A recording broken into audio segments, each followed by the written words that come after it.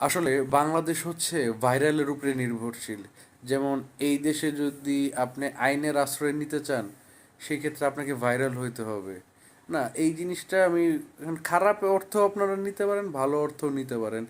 এখন এই যে রিসেন্টলি আপনারা দেখলেন যে একটা চীনা নাগরিকের যে মোবাইল চুরি হয়ে গেলো, সে হাঁটু গেড়ে বসে ট্রেনের সকল যাত্রী যাদের কাছ থেকে হাত জোর করে বলছে তার মোবাইলটা খুবই দরকার, অনেক তার ইম্পর্টেন্ট জিনিসপত্র আছে।